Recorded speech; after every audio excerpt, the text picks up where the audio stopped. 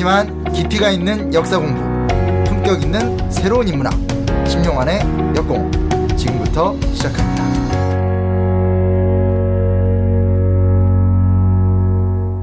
오늘은 심용환 작가님과 역사 이야기 하는 날인데 네. 왕자님 오셨습니다. 어서 오세요. 안녕하세요. 한 달 만에 봤는데 보자마자 이렇게 매기는 역사 왕자. 그렇지. 히스토리 프린스. 프린스 심. 네, 안녕하세요. 신용환입니다. 반갑습니다. 크로아티아 한 달 다녀오셨는데 네. 방송 중이죠 지금? 게시판에 올려주신 분들도 계시던데 목요일까지입니까? 네, 월화수목 매주 이제 4회씩 나오는 건데 야. 저 때부터 50분으로 확대 편성됐어요. 그러니까 오. 40분씩 4부작이었는데 50분씩 4부작이니까 그래서 원래는 20일 갔다 오는 게 계약이었는데 5일 더 끌려갔다 왔습니다. 정확하게 프로그램 제목이 뭐죠? 세계 테마기행 세계 테마기. EBS에서 하는 거예요. 가끔 걸어서 세계 속으로랑 헷갈리시는 분들이 있는데 그건 KBS에서 하는 겁니다. 그렇지. 네. EBS 세계 테마기행 시간은 몇 시인가요? 저녁? 그 9시 뉴스 전에 8시 50분인가로 알고 있어요. 네. 네, 저녁 시간에 오늘 방송 들으시고 집에 가셔서 내일 것까지 보시면 뭐 4개 중에 2개는 보실 수 있으니까. 재방송도 있고 다시 보기도 있고 VOD도 있고 하니. 네. 네. 평소에 관심 있어서 그 프로그램 즐겨 보시다가 심 작가님 나온다고 게시판에 인증해 주신 분도 계시더라고요. 네. 네. 거기가 크로아티아였죠? 네, 저는 뭐 크로아티아 전문가가 되고 왔습니다. 야. 한 달 동안 정말 농촌부터 어촌까지 다 구경하고 왔기 때문에 야. 매력적인 곳이에요. 너무너무 매력적인 곳이어서 날씨는 어때요? 겨울이니까 추운데 원래 우리나라보다 추워야 되는데 이제 올해 우리나라가 너무 추웠죠. 그래서 거기가 더 따뜻한 뭐 그래요? 이랬던. 저는 거기서 이제 춥다고 계속 짜증내고 네. 그 나라 사람들이 춥게 자는 걸 건강하다고 생각해요. 그래서 되게 막 승질내면서 막 내복 입고 핫팩 터트리고 이러고 잤는데 네. 교육한 날 죽어버릴 뻔했어요. 이거 여기 어디죠? 이러면서 헐빈인가? 온도가 다르더라고요. 역사학교랑 오자마자 또 막 여러 개 네, 스케줄 그러니까 원래는 하셨던데. 와서 조금 쉬었다가 통영을 갔다 오려고 했는데 네. 아까 말했듯이 5일 더. 방송사에서 갑자기 늘려서 오자마자 그 다음날 바로 통영 가서 대학생 역사학교 잘했고요. 근데 갔더니 이제 김프로쇼 듣고 왔어요 이런 친구 혹은 이제 저는 아무 관심도 없고 심용환이 누군지도 모르는데 그냥 엄마가 보내서 왔어요. 따져보니까 엄마가 김프로쇼 애청자세요. 그렇죠. 네, 이런 식으로 해서 왔던 친구들도 있어서 더 이제 반응도 따도 행사 잘 됐습니다. 네. 네. 서대문 항공소. 보고야 될 게 많군요 지금. 우리 또 씨앗 뿌렸으면 그렇지. 봐야 되거든요. 네. 서대문 형무소는 맨 처음에 그쪽에서 좀 엄살을 부렸죠 저한테. 좀 모집이 안 되는 것 같다. 그래서 이제 뭔가 해서 이제 김프로 씨 도움을 받아야 됐더니 거의 모객이 된 상태였었어요. 그래서 방송이 나간 다음에 갑자기 저한테 이제 왜 그런 데 가서 그런 얘기했냐고. 아 진짜 내가. 그래서 문의 아무튼 전화 폭주해서. 예, 계속 좀 담당직원이 고생을 많이 하셨더라고요. 그래서 그 행사도 뭐 상황이 잘 진행되고 거기도 이제 김프로쇼 듣고 등록하신 분들 몇 분 오셔가지고 근데 김프로 왜 안 하냐고. 아니 할 수가 없어. 했더니 마감됐어요. 왜 하려고 봤더니. 제가 그 얘기했거든요. 그러니까 김프로 게으르다고. 미리미리 해야지. 그러면서 이렇게 막 화를 내셔가지고 제가 다독여드렸습니다. 감사합니다. 감사합니다. 계속해서 성원해 주시고 네. 잊지 마십시오. 단박의 한국사가 저희 방송의 핵심 교재라는 사실을. 네. 자 그리고 빨리 편치 말씀하세요. 않았구나. 빨리 말씀하세요. 뭐야? 오늘 할 것도 있잖아요. 말씀하시고. 네. 서대문 연구소 많이 못 들으셔가지고 속상하시다고 막 이런 분들이 저한테 메일까지 오고 막 그러셨어요.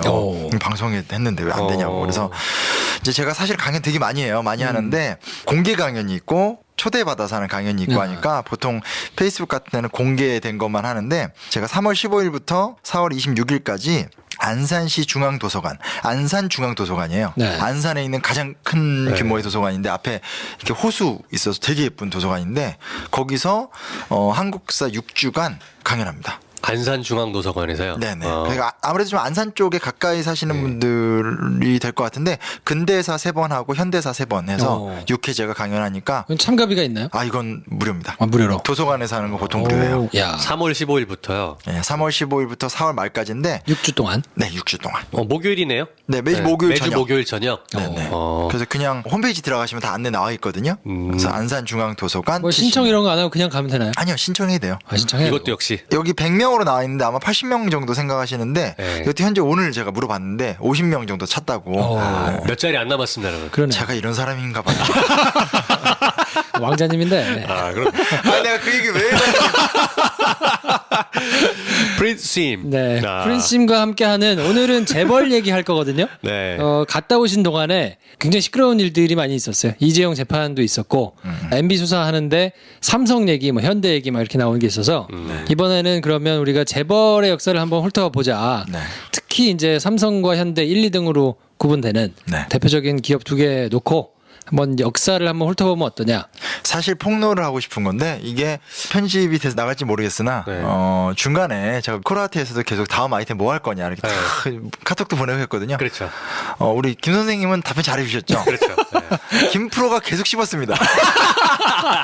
이 인간이 왜 이러나. 씹은 건 아니고 답장이 늦었죠. 많이 늦었잖아요.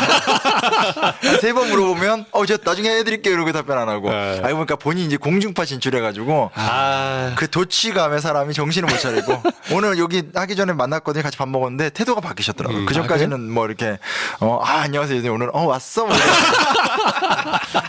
자, 사람이 배우는 익을수록 고개를 숙여야 되는데 자, 걱정입니다. 아니 사실 굉장히 어려웠어요. 아이템을 안 잡아줘요. 방송국에서요? 안 잡아줘요. 보통은 그게 여기랑 이제 똑같네. 출연하시는 분들이 아이템을 이렇게 대충 잡아가지고 뭐 작가들이 연구 써주고 하잖아요. 그쵸. 근데 아이템을 일단 제가 잡아야 되고 기사도 제가 써야 되고 그리고 가서 방송도 제가 해야 되니까 하루 거의 신데렐라 느낌이에요. 한 4시 정도가 되면 막 정신 없습니다. 막 뭐 갑질인데 어쩔 수 없지 의리니까. 성추행은 없었나요? 저쪽에서 당한 갑질이 지금 프린스 씨한테 가고 있다. 이 참 갑질의 어떤 그 잘못된 사회적인 영향. 그렇죠. 하도급. 갑을 병의 생활. 네. 그러니까. 제가 한 일주일 동안 적응하느라고 진짜 적응하는 정신이 없어. 지금 조금 적응됐어요. 이제는 더 빨리 하잖아요 이제. 조금 적응이 돼가지고 목이 좀 뻣뻣하더라고. 그러니까 태도 자체가 바뀌었어요. 아, 뭐 무슨 급할 건 말씀. 없는데 왔어요? 뭐 이런 느낌. 맞아요. 10분짜리 코너 한다고 목이 뻣뻣해지면 야 진짜. MC 되면 목 부러지겠다. 야. 자 그래서 광고 듣고 와서 저희는 재벌의 역사 오늘은 삼성 중심으로 얘기를 한번 해볼 건데요. 잠시 전하는 말씀 듣고 와서 재벌의 역사 훑어보겠습니다. 네, 재벌의 역사 많이들 들으셨고 관심 있으신 분은 챙겨보시기도 했을 텐데 또 생각보다 그걸 그렇게 챙겨보시는 분들이 없을 수 있으니까 오늘은 아무것도 모르는 사람들을 가정에 두고 재벌이라는 게 뭐 영어 사전에도 등록이 됐을 정도니까 재벌이라고 발음 잘 못하더라고. 재벌. 네. 한 달 만에 분위기 되게 이상해졌네요. 사실 저도 지금 머릿속에는 뭐 계속 크로아티아, 아드리아해 막 이런 후유증 또 얼마 전 통영 뭐 이런 제가 지금 온통 바다네요. 온통 받아내요 진짜. 네. 정상이 아닙니다. 방금 김프로 얘기했던 것처럼 잘 모른다, 아무것도 모른다 생각하고 그렇게 설명을 해주시면 근데 이게 의외로 중요한 게 뭐냐면 네.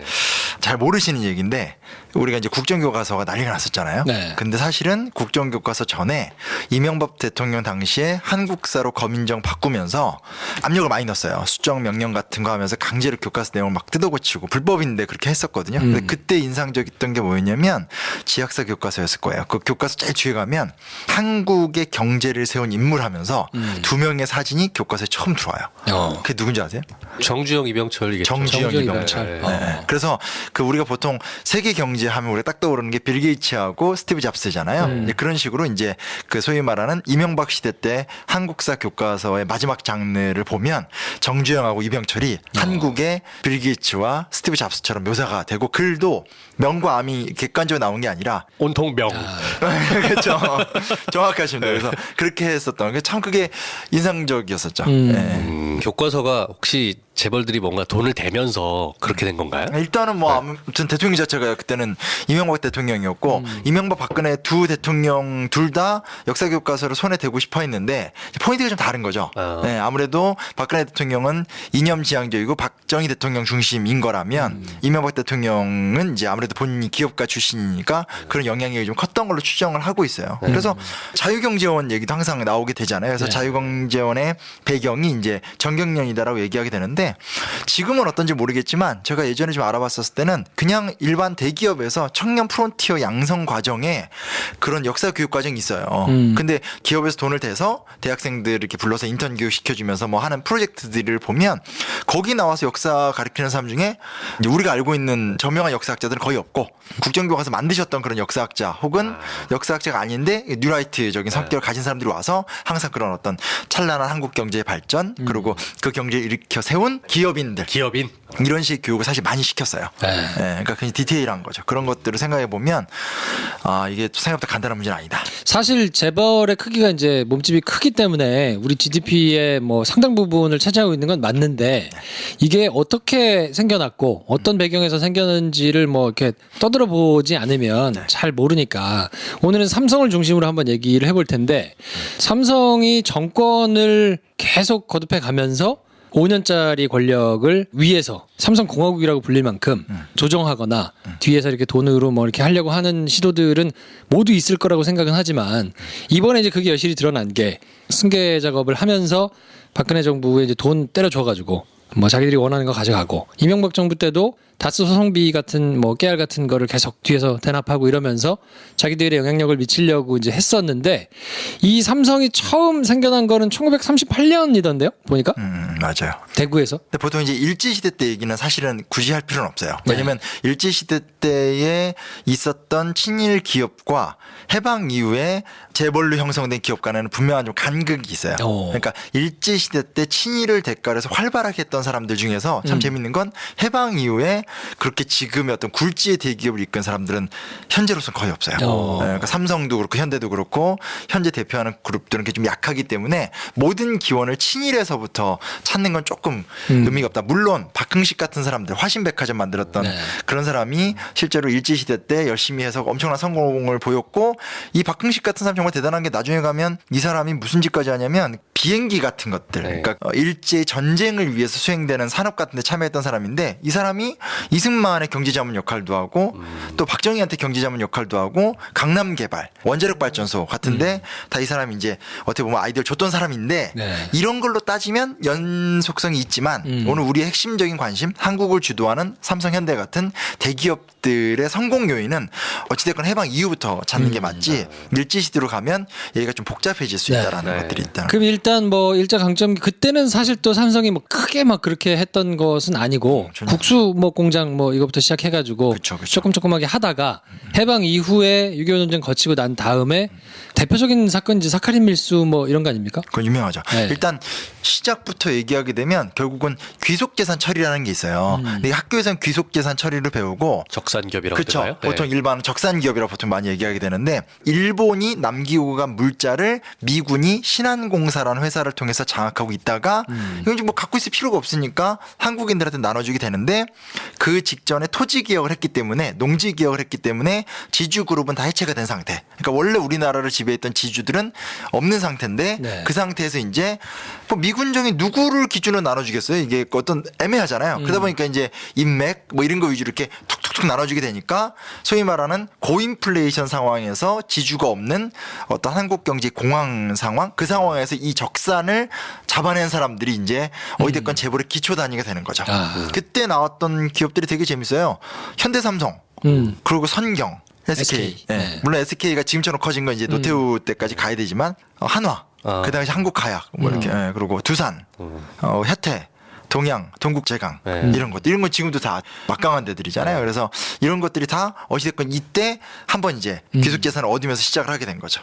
그다 이제 이승만 때 삼성과 이승만 정권의 유착이라는 것이 삼성이 커나가는 데서 굉장히 좀 중요한 단계가 되게 되고요. 그때부터 이미 정권과 유착이 있었군요. 삼성이 귀속재산을 통해서 1차로 털을 놨다면 삼성이 커나가는 데 있어서 가장 중요한 또 시간은 이승만 정권기예요. 그러니까 이승만 정권기 때 이승만 정권과의 유착이 없었으면 삼성 재벌의 기초가 만들어질 수가 없죠.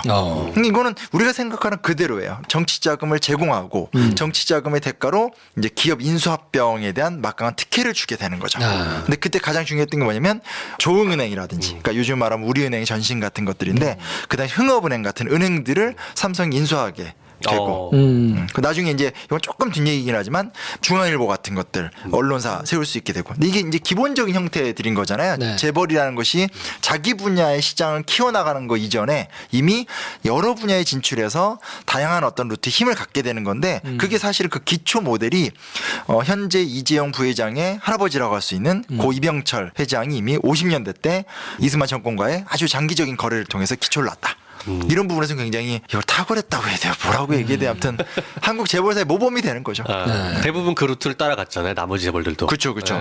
지금은 이제 불가능하게 뭐 금산 분리 뭐 이런 걸 정해놔가지고 뭐 은행하고 그냥 일반 기업하고 이런 거를 다 같이 가질 수 없게는 해놨는데 이미 뭐 가질 때들은 뭐 다 그렇죠. 그리고 지금도 그게 아니라고 하긴 하지만 삼성생명이라든지 아니면 뭐 저축은행 같은 증권, 것들, 뭐. 증권 이걸 갖고 있기 때문에 비판적인 입장에서는 이게 진짜 금산 분리냐라고 지적하는 사람들도 꽤 많으시더라고요. 그렇죠. 네. 그 새로 들어오는 기업들은 확실히 못하게 막는데 그게 일종의 진입장벽으로 이제 작용을 하기 때문에 새로 시작해가지고 재벌의 형태를 만들어내는 건 사실상 이제 불가능하고 그렇죠. 무주공산인 시절에 그냥 막 해가지고 만들어낸 거라.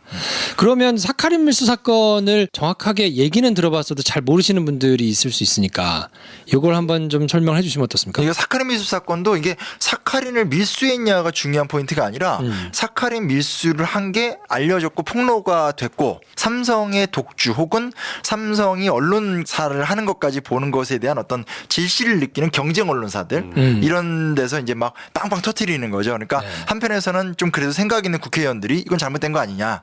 또 한편에서는 어떤 그런 경쟁 의식 속에서 또 혹은 기자 정신 속에서 이렇게 폭로하는 상황에서 중요한 사실은 뭐냐면 삼성의 소유하고 있는 언론이 삼성의 편을 들어가고 네. 또 정부도 재벌 방지를 얘기하면서 실제로는 처벌자가 없는 상태로 이 문제를 처리했던 거죠. 이거 이제 박정희 정권 때 있었던 일인데 네. 중요한 건 그 방식의 특징이라고 보면 좋을 것 같아요. 왜냐하면 기업 자체가 자기 분야로 파일을 넓혀가는 것이 아니라 자기 기업을 성장하기 위해서 유사 기업을 장악한 것 플러스 언론사와 은행을 장악하고 있고 그리고 그걸 소유한 대가로 정부에 정치 자금을 제공하는 거잖아요. 그러니까 이 루트가 유지되는 상태에서 밀수를 하든 뭘 하든 그곳에 돈이 있으니까 착복한 행동을 했는데 폭로가 되고 나니까 정권 입장에선 이걸 덮을 수밖에 없는 뭐 이런 어떤 모습들이 만들어지게 되는 게 이미 50년 후반, 60년대 초반에 바로바로 나타나게 된다는 그러면 거죠. 당시에 이승만 정권의 자유당이잖아요.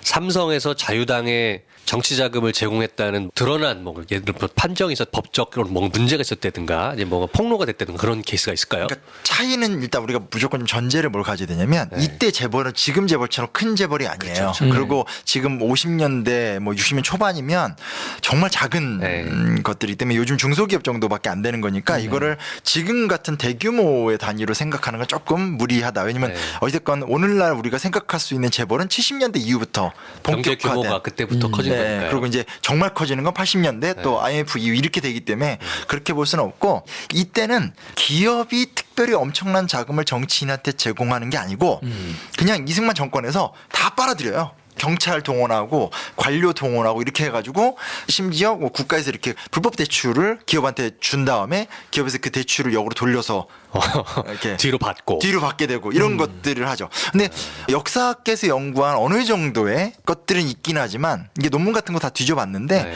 그렇게까지 이런 것들을 긴밀하게 체계적으로 이렇게 뭐 연구가 되고 하나하나 다 꼼꼼하게 확인할 수 있는 것들은 많지 않아요. 눈치를 좀 보기 때문일까요? 저는 그렇다고도 생각이 되고 또 하나는 뭐냐면 이제 파기를 하잖아요.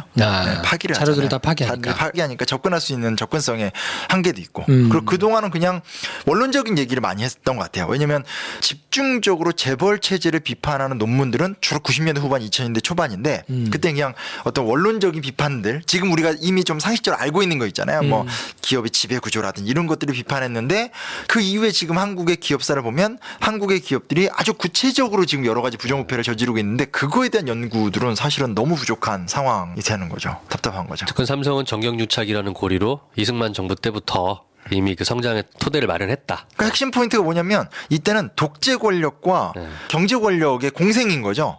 일단은 주인공은 기업이 아니에요. 이때는 그냥 독재자. 네. 내가 이승만이고 내 정권을 연장해야 되겠고 나를 따르는 수많은 추종자와 세력이 있는 거죠. 관료, 경찰 다 있는데 그 중에 하나 기업이 있는 거고요. 있는 거죠. 아주 하부 단위로 네. 존재 있는 건데 뭐 나중 얘기긴 하지만 이제 박정희 전두환 이래 이게 이제 깨져버리니까 소위 말하는 경제 권력을 통제할 수 있는 독재 권력이 사라진 거예요. 이게 지금 우리 사회에 너무나 낯선 상황인 거죠. 왜냐면 그 전까지는 네가 커봤자 내 권력 아래인데 그 대표적인 게 전두환 때 국제그룹 해체 사건이잖아요. 그렇죠. 자수성가를 해서 재계 7위까지 올라갔던 그 국제그룹을 전두환이 한 큐에 해체시켜버릴 정도로 독재 권력이 강했는데 독재 권력이 사라지고 나서 5년짜리 공화국 그렇게 돼버린 상태가 되고 기업은 더 커져버렸으니까 이걸 이제 대응할 수 있는 어떤 상황 자체가 안 되는 걸 확 바뀌게 된 거죠. 얘기가 굉장히 심각해지죠. 근데 이렇게 될 줄 알았어 내가. 역사 얘기는 원래 심각해도 괜찮습니다. 네. 자, 그래서 이병철, 이건희, 이재용 이렇게 지금 3대를 거슬러서 쭉 그룹이 이제 승계가 돼 왔다고 보이는데 말씀하신 그 이승만을 뭐 위시로 한 뭐 굉장한 독재 권력 밑에서 나름대로 열심히 했던 게 이병철 때라면 3대가 이렇게 거슬러 오면서는 양상이 조금 다르지 않나요? 어떻습니까? 네. 일단 여기 하나 좀 중요한 사건이 생기는데 이게 좀 포인트 같아요. 4.19가 있었잖아요. 4.19 때 그 열기 속에서 부정축제자 처벌하라라는 게 굉장히 강한 구호였어요. 그러니까 현장에서도 나왔고 끝나고 나서도 이제 부정축제자로 처벌하라라고 하는 열기가 막 나오니까 이공화국이 들어선 거잖아요. 네. 그러니까 요즘 말하면 혁명정부가 들어선 건데 들어섰으니까 당연히 부정축제자를 처벌해야 되잖아요. 네. 여기 핵심적인 질문이 나옵니다. 이공화국은 부정축제자 즉 재벌을 처단했을까 못했을까? 못했으니까 못했으니까 계속 계속 살아남았지 않았을까요? 그렇죠. 네. 너무 당연하다는 뜻이 박자를 좀 맞추자고 이렇게 좀 재밌어야 될 거 아니에요. 듣는. 궁금해. 처벌했을까? 그러니까 팟캐스트 왕자로서 지금 얘기하는 거 아니에요. 뭐 왕자야 진짜 말하기 민망하다. 근데 처벌을 못 하는데 처벌을 못 하는 게 중요한 게 아니라 이렇게 얘기할 수 있죠. 뭐 5.16 군사 쿠데타 일어나서 못했다 이게 아니고 처벌 안 하려고 해요. 근데 그때 논리가 지금하고 똑같아요. 뭐냐면 국가 경제 위기가 될 수 있다. 네. 그러니까 미래를 바라보자. 네, 깜짝 놀랐어요. 제가 이제 그렇게 연구하고 책 쓰고 하면서 야, 어쩜 이렇게 그때 쓰던 담론이 지금도 그대로 있냐 할 정도로 그냥 이거를 괜히 했다가 위험할 수 있다. 그리고 반대로 딱 그걸 감지하니까 이 재벌들이 다 연합을 해서 그런 식의 활동을 로비를 넣고 막 활동을 하고 또 역으로 이걸 해결하려고 장면 총리 라인에다 정치 자금을 또 들이밀려고 하고 이런 어떤 뻔한 루트들이 생기게 되면서 미적미적거리다가 그러니까 해야지라고 말은 하고 여긴 어쨌든 혁명정부니까 4.19 혁명 열기의 눈치를 봐야 되지만 못하는 거죠. 야. 그러다가 그냥 쿠데타 일어나서 실패한 거예요. 똑같네요, 지금하고. 근데 그러면 부정축제자들을 처벌하라라는 민중의 소리가 높았다고 하셨잖아요. 네. 그러면 그때 당시에 민중들의 눈에 봤을 때도 삼성 같은 회사들의 사람들이 부정축제자로 보일 만한 이유가 있었나요? 아, 그렇죠. 그냥 건실한 기업인이었다면 그렇게 욕할 일은 없을 거잖아요. 왜냐면 네. 다 알잖아요. 지금은 SNS 때문에 더 디테일하게 알지만 그때는 SNS는 없지만 SNS가 없다고 소문이 없는 게 아니거든요. 그리고 어디됐건 나라가 전체적으로 압도적으로 가난한 그러니까 지금 우리는 아무리 힘들다고 하더라도 개인이 갖고 있는 소유물이 많잖아요. 근데 그때는 대부분 농민들이고 도시 와서 그 가난하게 사는데 저기요 저기 저 사람은 저렇게 누구 알아가지고 뭐 이렇게 물자 빼돌려서 쉽게 컸더라라고 하니 그거에 대한 건 모를 리가 없죠. 네. 근데 두 번째로 또 재밌는 게 뭐냐면 그렇게 해서 실패를 했어요. 군사 쿠데타가 일어났어요.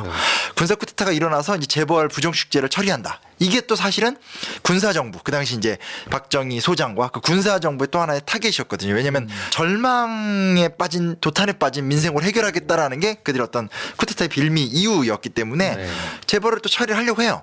실제로 또 재벌을 처리하려고 했었던 이유 중에 하나가 뭐냐면 부정부패의 그 자금을 공식화시켜서 그 자금을 산업자금으로 쓰고 싶었어요. 네. 그래서 했던 게 화폐개혁이에요. 네. 근데 문제는 뭐냐면 그렇게 까보니까 재벌이 갖고 있는 돈이 얼마 안 돼. 생각보다 가난해 애들이. 맞아. 갖고 있는 게 얼마 없어요. 갖고 있는 게 얼마 없으니까 화폐개혁은 이제 실패하고 그래서 이제 소위 말하는 외자 도입을 통한 이제 수출 전략으로 가게 된 게 박정희 정권의 변화인데 또 되게 재밌는 게 뭐냐면 그 재벌들 중에서 그때 이제 자꾸 오늘 삼성 얘기 많이 나오는데 오늘 삼성 얘기군요. 그 이병철이 뭐를 얘기하냐면 기자회견까지 해요. 내가 전 재산을 헌납하겠다. 나의 죄를 알고 내 전 재산을 국가에 헌납하고 헌신하겠으니 기회를 달라. 나라 경제는 좀 운영해야 되지 않냐. 그러니까 회사를 할 수 있게 해달라. 그쵸. 대신에 갖고 있는 모든 걸 다 놓겠다 하니까 혼자 한 게 아니라 그 당시에 유력 재벌들을 한 10명 정도를 모아서 같이 그 선언을 하고 그 당시에 사실 삼성보다 더 컸던 재벌들도 있는데 그 재벌들이 눈치 보다가 대세가 이건 것 같아서 다 붙어요. 그러니까 이제 일대 어떤 재벌 전체가 고개를 숙이는 사건이 생긴 거예요. 그러면 그걸 받고 강하게 뭐 이렇게 처리해야 되는데 딱 이제 정부 쪽에서 또 뻔한 소리가 하나 나옵니다. 20하고 똑같은 거예요. 이거 그냥 했다가는 경제에 문제가 생길 수 있으니 나라 경제가 휘청거릴 수 있다. 그러니 저들이 어떤 태도를 봐서 방안을 내보자라고 하면서 결국은 되게 낮은 단위의 쉽게 말하면 벌금이죠. 그래서 돈을 받고 그냥 계속 사업을 할 수 있는 걸 다 용인해 주면서 흐지부지하게 끝나버리게 되는 거예요. 생각해보면 그게 다 세팅이 된 상태에서 액션을 했을 수 있겠네요. 그럴 수도 있죠. 근데 거기까지는 알 수는 없어요. 그거는 이제 어찌됐건 이게 우리가 소설을 쓰는 건 아니고 역사학이라는 거 근거를 갖고 얘기해야 되는데 네. 여튼 액션은 그렇게 가요. 그래서 한쪽에서는 이병철과 재벌들이 재산 헌납 그리고 우리가 정말 나라를 위해서 헌신할 수 있는 기회를 보여달라 플러스 경제가 위험하지 않니라고 이렇게 액션을 읍소 플러스 읍소 플러스 약간의 그 압박 협박. 예. 하고 반대편에선 엄단하겠다라고 해놓고 근데 그들에게 좀 기회를 줘야 되지 않냐면서 루트를 만드는데 당시 공장 부진이 인플레이션 같은 현상들 그러니까 소유를 하고 있고 인플레이션 현상은 있으니까 그때 국가에 좀 냈던 돈 다 하더라도 재벌들은 훨씬 큰 이득을 보면서 게임이 끝나게 됐던 사건이에요. 그러니까 이게 저는 되게 중요하다고 생각해요. 우리 역사에서 재벌을 처단할 수 있었던 혹은 재벌을 처단하려고 했던 유일한 사건이 4.19 혁명 이후에 20화국하고 박정희 군사정부였었거든요. 이후에. 딱 그거밖에 없어요. 그거를 아주 자세하게 나와 있는 현대사 책 딱 하나밖에 없어요 우리나라에. 한방의 한국사다. 그렇지. 한방의 한국사 편대편이다. 지금 김 선생님 바로 지원 나오잖아요. 지금 김프로 지금 교만해져가지고 눈빛이 나 공중파 나오는 사람이라서 별로 안 받아줘. 이 프레임을 이상하게 짜고 가고 있어. 그러니까 열과 성을 다해서 지금 하려고 하는데. 내가 볼 때 지금 왕자 프레임을 잘못 던진 거야 나중에. 실패. 여튼 그래서 저도 사실은 이제 책 쓰면서 문제의식이 바뀌는 거잖아요. 우리 앞 세대들의 어떤 그 독재와의 싸움이니까 보통 우리나라 현대사 책 보면 다 그 얘기 나오는데 나는 내 시대의 관심사가 더 관심 많으니까 그래서 한참 찾았는데 뭐 이렇게 로우 데이터로는 어느 정도 있을지 모르겠지만 적어도 어느 정도 논문화되고 접근할 수 있는 거 정도로 따져봤었을 때도 생각보다 연구가 좀 부족한데 그래도 어찌됐건 앞뒤 다 따져봐도 혁명적 열기 속에서 처단하려고 했던 거 그 사건이었고 공교롭게도 지금 우리가 느끼는 이런 방식으로 그냥 흐지부지해져 버렸다라는 건 좀 정확한 거죠. 그러니까 지금도 마찬가지로 적폐를 청산해야 된다고 하면 피로감을 느낀다는 둥, 경제가 어렵다는 둥, 뭐 이러면서 적당히 물타고 넘어가려고 하는데 그나마 다행인 거는 지금은 사람들이 조금 그래도 똑똑해져서 그런지 SNS 때문인지 잘 약발이 그렇게 많이 먹히는 것 같지는 않더라고요. 예전처럼. 그러니까 보통 하는 게 뭐냐면 시간 끌기거든요. 왜냐면 우리나라만이 아니라 인류 역사상 이 자본가, 부르주아 기득권 이런 사람들이 버텨내는 힘은 시간이에요. 시간. 왜냐면 어차피 혁명적 열기는 오래 못 가거든. 돈 있는 사람들은. 네. 계속 가만히 읊조리면서 버티다 보면 이제 열기가 수그러 들고 나면 봐. 안 바뀌었어 이러면서 이제 또 막 하게 되는 이게 꼭 나오게 돼서 그게 문제인 거죠. 그러니까 유월항쟁 이후에도 이런 논의는 구체적으로 없었기 때문에 네. 좀 의미를 갖는 것 같아요. 70년대 박정희 시대로 들어가면서 본격적으로 재벌과 박정희 정권은 소위 말하는 국가 근대화라는 한쪽 면, 그 절반에는 서로 간의 기득권을 강고해야 하는 파트너십이 된 거잖아요. 그렇죠. 네. 각자 서로 주고받으면서. 이게 지금 목소리는 청취자 여러분 정상으로 들리겠지만 지금 김 선생 얼굴이 네. 팥죽에 뭐라 그러지 완전히 썩어 있습니다, 지금. 어제 도대체 어제 음주의증이 아니 얼굴을 쳐다보기가 민망할 정도로 이렇게 지쳐 있어요. 이렇게 지쳤는데 내가 방송을 위해 최선 다하잖아. 네. 공중파 나간다고 그러지 마. 이건 진짜 질투. 제가 좀 방송 나가봐서 아는데 이건 진짜 질투. 아, 그래. 이런 식으로 다시 프레임이 오나요? 막 싸질고 있어. 막 여기저기 지금. 한 달 만에 와서 감이 없어요. 프레임 전쟁이야, 셋이. 그 삼성과 현대 재벌의 양태는 네. 여러 가지 조직 문화도 그렇고 네, 네. 조금씩 다르잖아요. 그쵸. 그 부분이 생기게 된 뭐 원인 이런 것들이 좀 있을까요? 일단은 그 전에 이제 박정희 정권 때를 얘기할 수밖에 없는 게 이게 그러니까 아까도 얘기했듯이 화폐 개혁했는데 나라에 돈이 없어요. 네. 그리고 이제 우리가 제일 유명한 게 서독 광부 간호사 파견한 거 유명하잖아요. 예. 그게 진짜 얼마나 비극적인 얘기냐면 뭐 그걸 두고 여러 가지 얘기할 수 있겠지만 그렇게 해서 받은 돈이 3천만 달러예요. 그렇게 인력을 파견해서 고작 3천만 달러 물론 그 당시 3천만 달러 엄청난 돈이고 또 우리가 이제 지금 가장 이제 문제 삼는 게 한일협정 때 받은 게 그게 3억 달러인데 그러니까 이제 소위 말하는 김종필 이런 사람들은 그 당시에 3억 달러의 가치를 너희들이 아냐. 근데 그 3억 달러도 한 번에 일시로 받은 게 아니라 10년간 3천만 달러씩 받았어요. 그러니까 김대중 대통령이 그때 김대중 국회의원 당시에 아니 받으려면 한 방에 받아야지 이걸 이렇게 하지 나눠서 받으면 뭘 하냐. 뭐 이렇게 얘기할 정도로 이제 비판을 많이 받았는데 근데 이게 큰 의미를 어찌됐건 갖는 게 차관이 들어오면 이 당시에 금리가 그 당시 시중에 기업이 돈을 빌리려면 20-30%. 야. 사채는 60-70%. 아이고야. 근데 이게 왜 그러냐면 네. 너무 나라가 가난하기 때문에 어디서 돈을 빌릴 데도 없고 그러니까 그때 빌려줄 여력을 가진 사람들은 정말 어마어마한 재력을 어마어마한 재력이었겠네요. 그러니까 이제 금리가 높을 수밖에 없는데 정부가 받아온 차관이 3에서 8%. 야. 완전 절이. 신세계네, 신세계. 완전 절이잖아요. 네. 그리고 60년대 70년대 보면 부실기업 정리를 언제나 재벌한테 주는 형식으로 정리를 하거든요. 그러니까 이게 지금도 남아 있는 거예요. 구조조정 같은 거 하다 보면 어떤 기업이 사고를 쳤을 때 결국 그 피해는 노동자들이 다 떠안고 국민 세금을 부담한 다음에 그 기업의 시설은 탈탈 턴 다음에 다른 재벌한테 주잖아요. 그렇죠. 그거를 우리 사회에선 경영 정상화라고 표현을 해요. 이게 되게 나쁜 건데 그게 60년대 때 관행인 거죠. 싼 금리 이런 회사들 처리하는 걸 주면서 기업이 확확 커져 나가는 거고 그 루트에서 이제 자본을 계속 확대시켜 나가는 방식으로 컸던 건 이제 삼성과 현대로 상징되는 대기업들의 어떤 성장 방식이었다라고는 좀 볼 수 있는 거죠. 야. 근데 이제 삼성과 현대는 사실 다뤘던 산업 영역이 약간 다르지 않습니까? 출발했던 영역들이. 맞아요. 그 차이가 지금의 삼성 현대를 가르는 되게 정확한 캐릭터 같기도 하고요. 맞아요. 네. 그러니까 어찌됐건 산업화 시대의 상징적인 기업은 현대라고 할 수밖에 없죠. 왜냐면 중공업, 그리고 건설. 이제 건설, 중동 진출, 그러니까 어찌됐건 60년대 때는 차관을 빌려왔고 베트남전에 참전해서 돈을 버는 게 목표였고 70년대로 들어가면서 석유 파동을 어떻게 극복할 것이냐라고 하면서 결국 그 사정 속에서 중동 진출이 대안으로 나왔고 근데 그 중동에 가서 건설을 했던 게 현대고 현대. 그래서 그때 배워온 건설 노하우로 한강다리 놓는 걸로 먼저 시작했고 그다음에 이제 경부고속도로 놓고 강남 개발하게 되고 이런 식으로 이제 가면서 노하우를 얻어왔기 때문에 산업화의 상징적 그룹으로선 삼성의 존재감이 훨씬 클 수밖에 없었던 거죠. 현대. 현대. 아 현대가 네. 시차 적응이 아직 안 되셨나요? 갔다 온 지 꽤 됐는데 그에 비해서 이제 삼성 같은 경우는 그 시기 때 아무래도 전자라든지 혹은 그 전에 이제 옛날에 제일제당 이런 거였어요. 섬유, 조미료, 제당 말고 또 삼성이 큰 게 한 3가지 있었던 것 같은데 모르겠습니다. 하여튼 제가 하는 건 아니니까요. 이건 뭐야? 뭐 이렇게 막 이목을 집중시키더니 그러시면 어떡해요.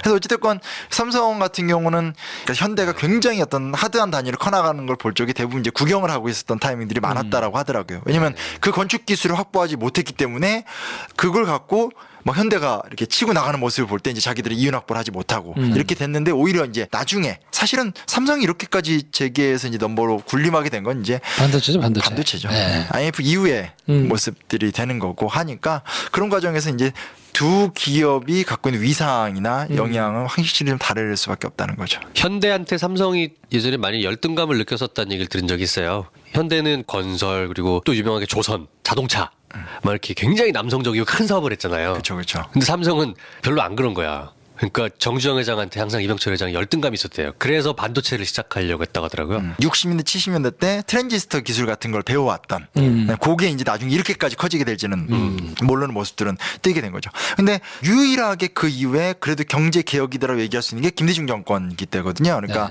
IMF가 터졌고 IMF를 관리하는 상황 속에서 김대중 대통령이 됐기 때문에 초기 때 구조조정이라는 미국의 개혁 압력 이런 게 있었기 때문에 그 상황 속에서 김대중 정부가 원하는 대로 어느 정도 재벌을 통제하고 개선할 수 있는 부분이 있었다고 하는데 거기서 이제 가장 큰 문제가 뭐냐면 5년짜리 공화국의 한계가 드러나는 거죠. 네. 집권 초기에는 개혁이 가능한데 이제 이게 집권 후기로 가면서 그렇게 할 수 없는 상황이 생기게 되는 거고 외환위기라는 거는 그냥 잠시 위기라면 어찌됐건 80년대 중반 혹은 90년대 특히 옛날에 기억하실지 모르겠지만 김영삼 정부 때 세계화라는 말을 엄청 많이 했죠. 영어로 세계화 뭐 이렇게 막 보급하려고도 했었던 건데 그런 것들의 흐름이 너무 컸기 때문에 그 흐름 속에서 결국은 제대로 된 재벌 개혁을 못했다라고 얘기를 하게 되고 그 이후에 가장 커나갔던 그룹으로서 삼성이 존재하게 되는 거죠. 지금처럼 뭔가 정경유착이 문제가 돼서 사회적으로 큰 파문이 있었던 일들이 예전에도 있었을까요? 정경유착이요? 그건 네. 뭐 사건은 굉장히 많죠. 정경유착 사건은 뭐를 말해야 돼? 왜냐하면 지금 저희가 지금 요즘 매일 보고 있는 뉴스가 사실상 정경유착인 거잖아요. 문제가 되는 게. 그래서 예전에도 이런 식으로 나라를 뒤흔들었던 그 대기업 스캔들이 있었을까? 정경유착으로? 아까 말씀했던 사카린 매수 사건이 대표적인 사건이고요. 네. 기본적으로 그냥 이거예요. 차관을 빌려주면 정치 자금의 10%. 이게 기본 원리예요. 그러니까 예를 들어 30만 달러를 네. 뭐 차관을 받았다. 그러니까 차관을 이제 기업한테 빌려줬다 하면 3만 불은 정치 3만 자금으로 불을 무조건 뒤로 다시 줘야 돼요. 공화당으로. 네, 그 당시 공화당 재정위원장 김성곤 뭐 이런 사람 이건 사카린 때긴 한데 이제 이런 식으로 해서 들어오는 형태의 관행. 왜냐면 독재 권력이 어떻게 독재 권력을 유지할 수 있냐라는 거예요. 그거는 이제 독재 권력이 유지할 수 있는 자금력이 필요한 거고 그렇죠. 그 자금력을 관리하는 데 있어서 이제 그런 식의 어떤 커나가는 재벌들한테 돈을 빌려준 다음에 정치 자금을 받아서 10% 상납. 그렇죠. 그걸로 다시 이제 운영하게 되는 이런 형태를 이제 띌 수밖에 없게 되는 거니까 이건 구조화된 거고 그 중에 가끔 드러나는 게 뭐 사카린 미수 사건이니 뭐 몇 가지 것들이 터지는 거고 구조화된 거죠. 그리고 이제 전두환 때 가면 이제 그 퍼센트를 이제 20%까지 올렸다. 전두환 정권한테. 그 안에 뿜빠이는 어떻게 되는지 아무도 몰라요. 그걸 어떻게 알겠어요? 제가 뭐 제가 장세동도 아니고 10%에서 20%까지. 올렸다라고 거기서 이제 소위 말하는 박정희 시대 때 정경유착과 좀 별도로 그래도 독자적으로 부산에서 열심히 해서 일했던 어떤 성공했던 사람이 국제그룹이었는데 그러니까 이제 잘 안 주는 거죠. 그리고 이제 부산에서 김영삼 바람이 막 일어나고 할 적에 그걸 막아라 하는데 기업에서 노력도 안 해주고 하니까 이제 그 심지에 딱 걸려서 이제 기업을 은행 대출 끊어버리고 해체시켜서 다 찢은 다음에 나눠줬던 사건이 됐던 거니까 그러니까 우리가 느끼게 되는 게 뭐냐면 한 사건을 보면 절대 안 돼요. 사건으로 보인다는 건 이렇게 꼬리잡기밖에 안 되는 거고 그냥 그런 형태로 우리나라의 경제 구조 정경유착 구조로 커왔다라는 걸로 인식을 하는 게 좋은 거죠. 오늘 말씀해 주셨던 것 중에서 가장 좀 인상 깊었던 부분은 두 번이나 비슷한 사례가 있었다는 거. 그리고 그게 비슷한 논리로 그냥 묻혀서 지나갔다는 건데 이번에 삼성 재판을 이재용 부회장의 재판을 보면서도 비슷한 생각이 들었거든요. 왜냐하면 승계 작업이라는 큰 과제가 있는데 그거를 법원에서는 사실 인정하지 않았단 말이에요. 그러니까 승계 작업이라는 현안은 없었던 것으로 그리고 박근혜도 몰랐던 것으로 이렇게 지금 대외적으로 정리를 해놓고 그게 이제 대법원 재판을 받게 됐는데 사실 삼성공화국이라는 큰 틀에서 보고 이거를 수술을 하지 않으면 또 역시 마찬가지로 그냥 개별 단위로 지나가고 난 다음에 나중에 어떻게 할 수 없는 뭐 이런 게 지금 될 가능성이 좀 있어서 적폐청산을 열심히 하는 것과 삼성공화국을 별개로 떼어놓는 거하고는 좀 맞지 않을 수 있다라는 생각이 조금 위기의식이 좀 있거든요. 그러니까 이게 어려워요. 저도 사실 기업 강연을 많이 해요. 그러니까 기업 강연을 하는 입장에서 여기 와서 이런 거 얘기하는 게 되게 불편하거든요.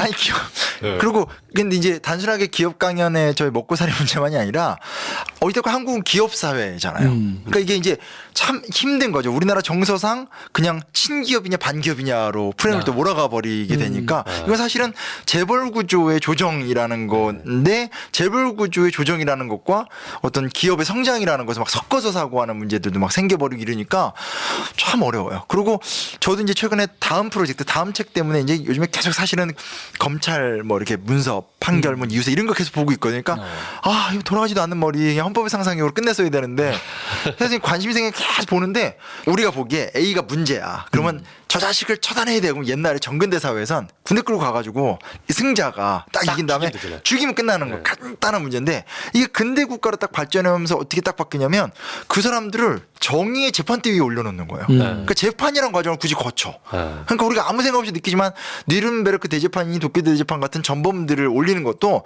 되게 특이한 사례거든요. 원래는 재판이라는 게 없어요. 승자가 그냥 처단할 거 처단하고 뺏을 거 뺏고 약탈할 거 약탈한 다음에 게임 끝이에요. 근데 이게 딱 2차 세계대전 이후에 국내외적으로 정의의 처단의 수단으로 재판을 만들어놨거든요. 근데 문제는 여기 두 가지 문제가 생겨요. 하나는 뭐냐면 사법부가 그 정의를 수호할 능력을 갖고 있느냐가 딱 문제가 생기는 거죠. 그렇죠. 네. 그리고 두 번째는 뭐냐 법리와 현실적 감정이 다른 게 또 문제예요. 네. 굳이 2차 세계대전 예를 든다면 우리가 보기엔 일본 놈들 나쁜 놈들이잖아요. 그렇죠. 근데 로버트 팔이라는 그 인도 출신 그 당시 그 도쿄대 재판했던 판사는 전원 무죄를 주장해요. 근데 그 논리가 있어요. 국제법적 기준으로 딱딱딱 따지면 이 사람들은 자유권 전쟁을 했다라는 거예요. 그러니까 법리로는 이 사람들은 죄인이 아니라고 주장을 하면서 그 사람이 그 당시도 엄청 유명했고 일본 극우파들이 제일 좋아하는 판사예요. 네. 그러니까 이게 이제 우리가 낯설어진 게 뭐냐면 그 전까지 우리 사회는 무너뜨리고 네. 새로운 정부를 세우고 요즘 또 많이 하는 게 국민청원이잖아요. 네. 이게 완전 왕조 인식이거든요. 그렇죠. 우리가 이걸 했으니까 전하 신문고야.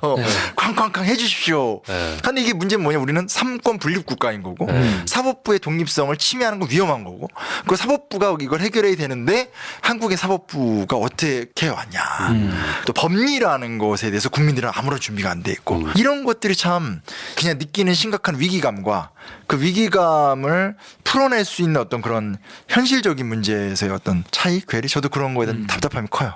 자, 아무튼 그래서 이번 시간은 삼성을 중심으로 해가지고 재벌사를 한번 쭉 훑어봤는데 중간중간 저희가 막 두서없이 말씀을 드린 것 같기는 합니다만 어쨌든 큰 흐름을 잡으시는 데는 이해하시는 데 좀 도움이 되지 않았을까 싶고 저희 다음 시간에 뭐 해야 됩니까? 다음 시간에 그런 얘기 한번 해보죠. 그러니까 조금 더 디테일하게 어찌됐건 재벌이라는 것이 우리 사회 속에서의 생활 구조를 만들어낸 부분이 있거든요. 네, 그런 것들을 좀 한번 좀 탐독하면서 네. 외국 사례랑 같이 해서 어떻게 하면 좀 더 좋은 사례로 바꿔보지에 대한 구체적인 얘기를 해보는 게 낫지 않을까요? 아마 제가 생각하기에는 뭐 짐작입니다만 지금 녹음을 한 주 전에 하고 있으니까 저희 방송이 나갈 즈음에는 MB가 올랑말랑할 타이밍이 올 수 있거든요. 검찰에. 네, 그래서 어쨌든 기업가 출신의 대통령, 그래서 경제만을 살릴 수 있는 뭐 하여튼 뭐 이런 실력가, 그래서 도덕성이 조금 떨어지더라도 그냥 봐주는 이런 걸로 어쨌든 한 시대를 풍미했는데 그 끝을 우리가 지금 보고 있거든요.